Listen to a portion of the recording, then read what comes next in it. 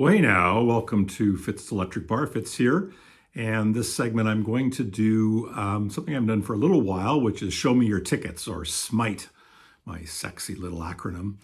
And I'm going to focus on what I consider to be, I've said this all of my life, that, or at least from after this happened, that this was one of the greatest nights, if not the greatest night in my life. And it involves music, as one might expect. And with apologies to maybe my relationship with my wife, it didn't involve her, but this was truly a magnificent evening. So the setting is New York City. So I used to live in Toronto and made many sojourns to New York. Sometimes had friends there. Usually had somebody who I could stay with, which was great. When I went backpacking, I went to New York, and that was my jumping off point, and went to the Ritz and saw the final show of the Dead Boys, who actually reformed, and it wasn't the final show, but the first screening of DOA, the punk movie, and had just a crazy night in New York. That was great. So New York City for me, I might have mentioned this before, has always been a place where I feel that adventure awaits. There's something about the city, I suppose in the past in particular, it's like the city that never sleeps. There's always, everything seems to start, well, it's going all the time, but it's like the city that never sleeps. Yeah.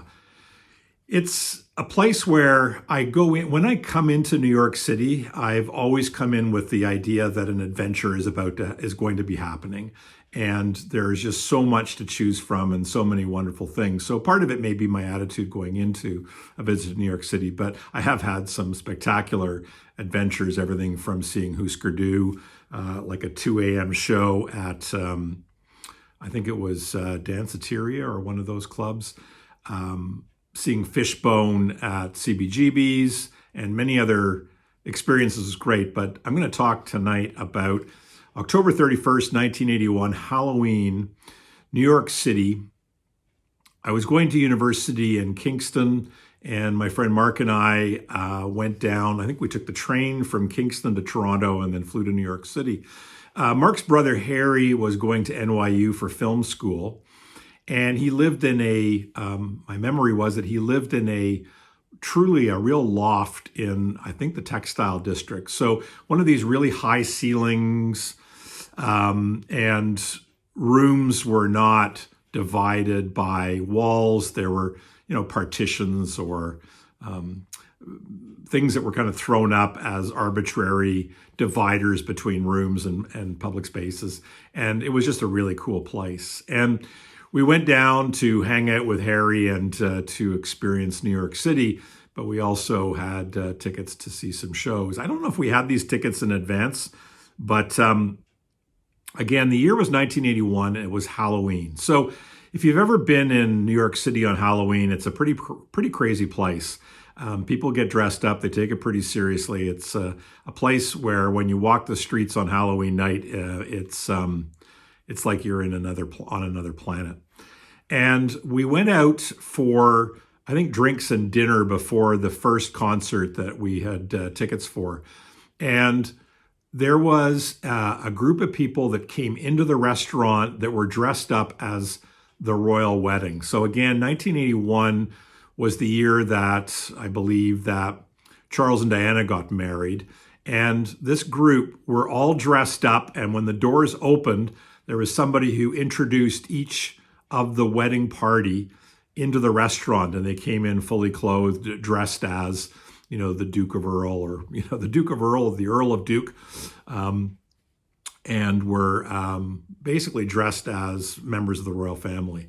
And I remember just being dumbfounded. It was like the production in terms of what people went through to be all dressed up, and it was incredible.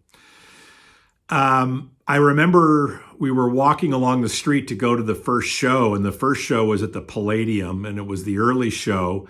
And I remember somebody on a bicycle, and they had a globe over their head, and it was all covered with gauze, so you couldn't even see the person's head. And they had lights all around the ball as they were biking by. And I was just like, I felt like a small town kid who'd come into the big city. Not that Toronto was a small town, but compared to New York City, definitely small town. Anyway, really bizarre. First show, Frank Zappa at the Palladium, October 31st, Halloween night. Anybody who knows Frank Zappa, Halloween is a hell of a night to see Frank Zappa. He put on a great show. It was pretty memorable. And again, the people in the audience dressed up, some pretty wild costumes, and it was awesome. We went back out into the street and we went to Chinatown, and we had, more food to eat. And there was like firecrackers or fireworks going off in Chinatown, and some of them were like cherry bombs, and I found them quite terrifying, like really loud explosions going off. But that was sort of the interlude, and then we headed off to our second show. I'm going to first show you the ticket. Frank Zappa at the Palladium, October 31st, 1981. The second show was at the Ritz in the Bowery, I believe, as Susie and the Banshees. Budgie drumming. They were phenomenal. It was really great.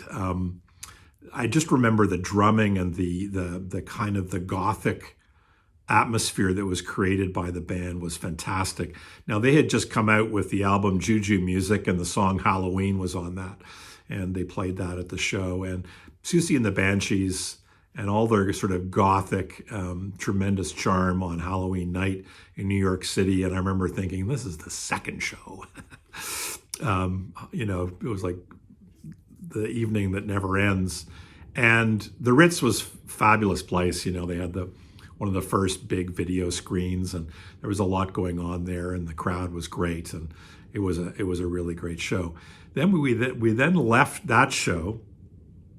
This was it says the doors opened at 10. I think they probably came on around midnight or 1 in the morning or something like that. So around 2, let's say, we went off to an after hours club or a speakeasy. And I remember we were in the textile part of New York City, and we got into a grain elevator or a freight elevator and went up, and then got out, and we came into a space that had, when you first walked in, I noticed that there was wallpaper of the breakdown of the M16 rifle all over the walls. There were caskets, small caskets, all over the floor, filled with sand, and pig's feet sticking out of the sand. There were slideshows. I don't know if they were static images, all of them, or some of them were video, but they were of funerals, but not just funerals. They were of young people's funerals. It was like children's funerals. They're all small caskets, much like what was on the floor. I'd already seen Midnight Cowboy, and famously the party sequence, which was, I think, a real party of Andy Warhol's in the factory. I don't know if it was at the factory, but an Andy Warhol party was part of that movie of Midnight Cowboy. And it felt like that, just walking through this surreal, over-the-top kind of thing with the caskets and the slideshows. Then we walked into a main area. There was sort of a makeshift bar, and in the center of the dance floor, first of all, the dance floor was full of leaves.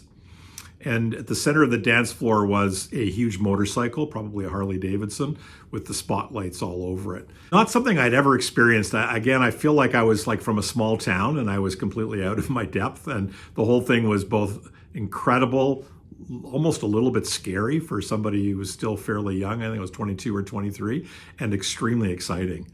And we stayed there and hung out there for a while and left, I think, when the sun came up. And that was a night in New York City, October 31st, 1981 into November 1st, 1981. Just a killer evening. That's Show Me Your Tickets. I thought I would share that because it always gives me great pleasure to tell the story. And thanks for watching. Carpe diem.